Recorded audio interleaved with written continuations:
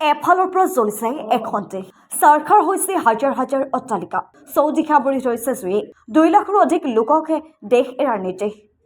এইবাৰ যেন পৃথিৱীৰ সবাতোতকৈ ক্ষমতাশালী ধনী দেশৰ সবাতোকৈ ধনী লোকসকলৰ মাজেৰে প্ৰকৃতিয়ে মানৱ জাতিক দিছে এক বিৰল বাৰ্তা।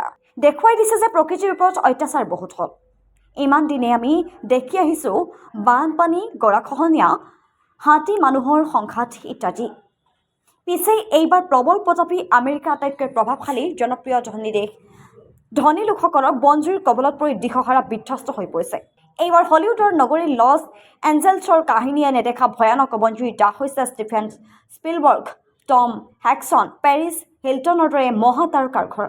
পোহৰৰ জগমগনিৰ বাবে বিখ্যাত আমেৰিকাৰ সবাতোকৈ অভিজাত প্ৰান্তত 15 লাখ লোকে এতিয়া আন্ধাৰতে থাকিবলগীয়া হৈছে। 1969 চনতে চন্দ্ৰলৈ প্ৰথমবাৰৰ বাবে মানুহ পঠিয়াই গৰ্বত দপদপাই থকা আমেৰিকাৰ এইবাৰ বিধ্বংসী বনজুইৰ সন্মুখত যেন অসহায় হৈ ৰৈছে। আনকি অত্যাধুনিক অগ্নি নিৰ্বাপক বাহিনী বাৰে বাৰে পলাই পিছুৱাই আহিবলগীয়া হৈছে। বনজুই বাঢ়ি গৈ আছে।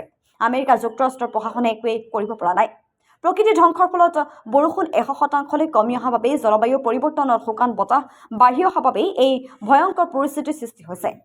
মংগল গ্ৰহত খুব সোনকালে কলনী বনাম বুলি কোৱা বিশ্বৰ সবাতোকৈ ধনী ইলন মাস্কেও ঘৰৰ জুইৰ সন্মুখত যেন এতিয়া অসহায় হৈ ৰৈছে। ৰুদ্ৰৰূপে এয়া প্ৰকৃতিৰ সবাতোতকৈ ধনী ক্ষমতাশালী প্ৰভাৱশালীসকললৈ যেন এক বাৰ্তা।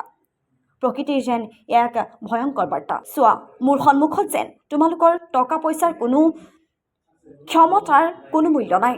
এই জুইৰ বাবে এফালৰ পৰা জ্বলি গৈছে দেশখন, জ্বলি চাৰখাৰ হৈছে 6,000 অধিক অট্টালিকা, জ্বলি গৈছে বহুতৰ সপোনৰ ঘৰখনো। চৌদিশে কেৱল আৱৰি ধৰিছে কলা ধুই, লেলিহান শিখা, ধোঁৱা আৰু ধোঁৱাই। মৃত্যু হৈছে বহুজনৰ, 2 লাখৰো অধিক লোকক দেশ এৰাৰ নিৰ্দেশ দিছে। জ্বলি চাৰখাৰ হৈছে প্ৰায় 60,000 অধিক অট্টালিকা। এতিয়া প্ৰশ্ন হৈছে, কি হ'ব এতিয়া আমেৰিকাৰ?